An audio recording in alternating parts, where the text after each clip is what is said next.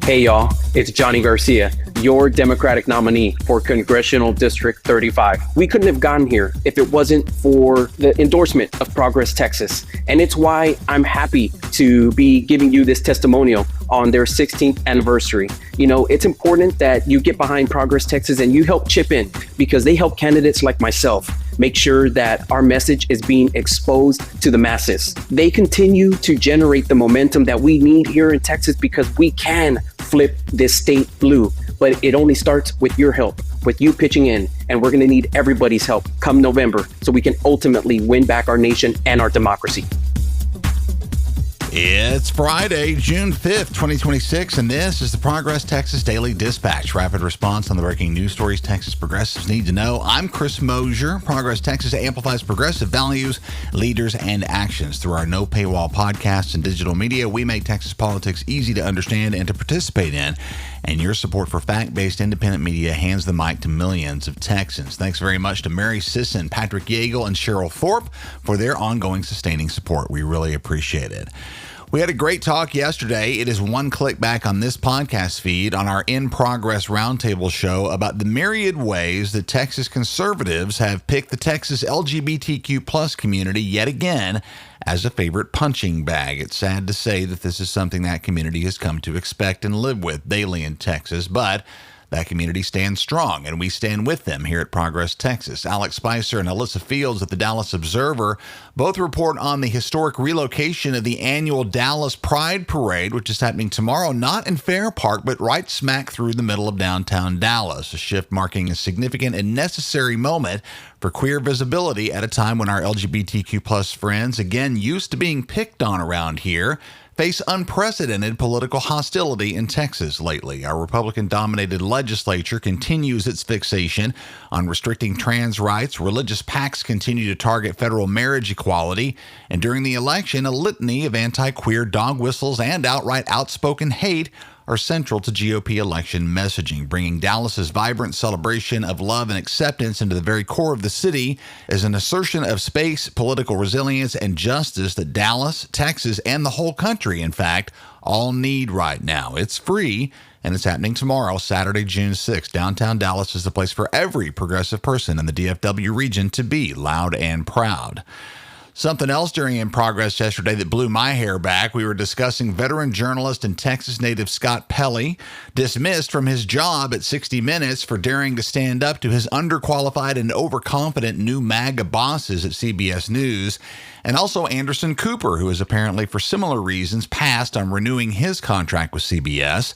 When our executive director, Kathleen Thompson, mentioned she'd seen news that Anderson Cooper might possibly be replaced on the staff of the formerly revered 60 Minutes show by Manosphere podcaster Joe Rogan, an idea that simultaneously horrified me but also seemed like the kind of call that might finally officially put CBS's faltering credibility into the grave. Alas, it turns out not to be likely. Benjamin Lindsay at The Wrap says CBS News has vehemently and breathlessly denied viral rumors about hiring Rogan. Rumors apparently set in motion by a speculative story that gained traction after an Austin American-Statesman reporter amplified a tabloid piece. That it was taken even halfway seriously by the public is yet another moment of embarrassment for CBS, whose overhaul of leadership by its MAGA billionaire ownership has been a catastrophe, significant enough to sully the brand of one of America's longest-standing media outlets, perhaps permanently. As I mentioned on In Progress, lately as a proud Austinite, I'll remind our audience that Joe Rogan runs his incel network out of Austin, but he's not from here. He's a native of New Jersey and a tax refugee from California, whose presence in Austin has helped degrade the capital of Texas from a progressive haven for local artists and musicians into a centralized hub for anti-woke comedy and right-wing media by attracting a wave of hard-right tech bros, goofball influencers, and even goofier wellness gurus. Joe Rogan has accelerated the gentrification of Austin that was already an issue before he moved here in 2020, pricing out the working-class creative slacker types who built the celebrated low-key and diverse vibe that made Austin attractive to begin with. Joe Rogan is not from Austin. Joe Rogan is a pox on Austin. The hordes of douchebag transplants now living in this town will soon have a new place to hang out and trade skincare tips. Stephanie Coython at the San Antonio Current reports on plans for a $30 million shrine To the patron saint of selfishness, author and philosopher Ayn Rand, to be built in the neighborhood just west of UT Austin. A California-based libertarian foundation named for Rand plans to use this place to establish a permanent foothold in Austin, filing state records to construct a 2-story archive and museum complex, including a library and classroom spaces designed specifically to target and influence young students.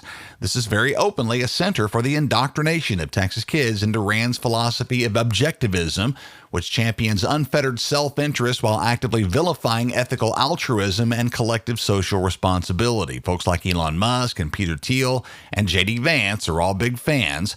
As with the Joe Rogan invasion we were discussing, Ayn Rand's glorification of all-encompassing self-interest is the direct antithesis to Austin's traditional and foundational community spirit, which relies on and advances the ideals of mutual support, public arts funding, and social safety assurance. Rand's philosophy outright rejects collective responsibility and will soon have a 2-story shrine in a city built on creativity and collaboration.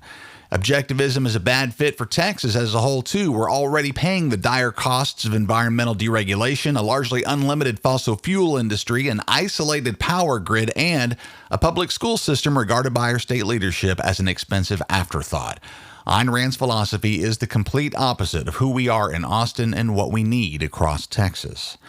I feel like I'm on an old Austin rant this morning. Sorry about that, but there is one more, at least part of the time. Austin is home not only to hordes of douchebag transplants, but also to hundreds of hard-right elected state lawmakers from across Texas who love the barbecue here, but hate everything else about Austin and every other major democratically led city in the state. Governor Greg Abbott, who lives here full-time, has made no secret of his disdain of Austin. Thus, the Death Star Law of 2023, which largely strips Texas's progressive urban centers of their self-governing autonomy. Joshua Fechter at the Texas Tribune and Eden Shimonik at KXAN-TV in Austin say there's a continued struggle between state and local officials over the Texas Regulatory Act, which to anyone who values local governance and control represents a massive state overreach that's done far more harm than good. It's overturned vital local protections like mandated water breaks for outdoor workers, fair housing rules, and restrictions on parasitic payday lenders, just for starters.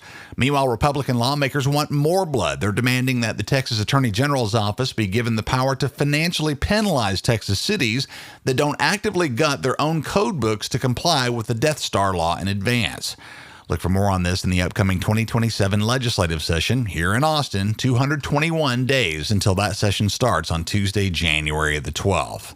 Still more evidence that our big cities are in a bad way due to bad faith leadership in Austin, Trump's immigration crackdown, and a distinctive dose of corporate greed and rampant price gouging. With less than a month until the 2026 World Cup kicks off, Texas's host cities of Houston and Dallas are both facing a potential economic flop, as both report that their hotel booking paces are a staggering 70% lower right now than projected expectations. And this isn't hard to figure out. Local hotels have more than doubled their nightly room rates compared to last year, while tickets are also beyond expensive. FIFA's introduction of controversial dynamic pricing is to blame there, all adding up to an effective pricing out of working-class soccer fans, both locals and those from abroad. It's becoming evident that the FIFA World Cup has become an exclusive playground for the wealthy. And even for many of them, the Trump administration's aggressive border policies, heightened visa restrictions, and unvarnished racist rhetoric have created a chilling effect for international travelers. The U.S. now feels unwelcoming and even dangerous to potential tourist visitors. Thousands of tickets unsold across North America, thousands of unbooked Dallas and Houston hotel rooms, all the result of policy choices and proof that hypercapitalist greed and xenophobic government policy left unchecked are eventually their own worst enemies.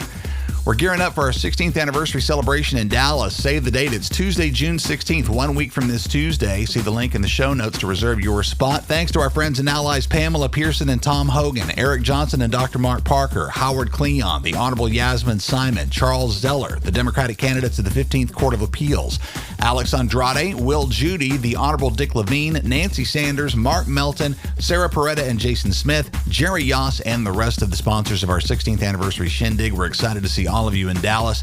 Our live events are a major way we keep doing what we do here at Progress Texas, and they're fun too. By sponsoring and attending, you're helping us continue our important work during this crucial election year. Learn how to support and join us live at progresstexas.org. At the website, you'll also find our web store, perfectly convenient for you to snag the merch to match your progressive values. Newly released Humans Against Abbott, just in time for Pride Month, Y'all Means All, and our very popular Resist shirts, stickers, and buttons. Hit the web store at progresstexas.org and support your favorite podcast network today. That's the Progress Texas Daily Dispatch for this Friday, June 5th, 2026. Links to all these original stories can be found in our show notes.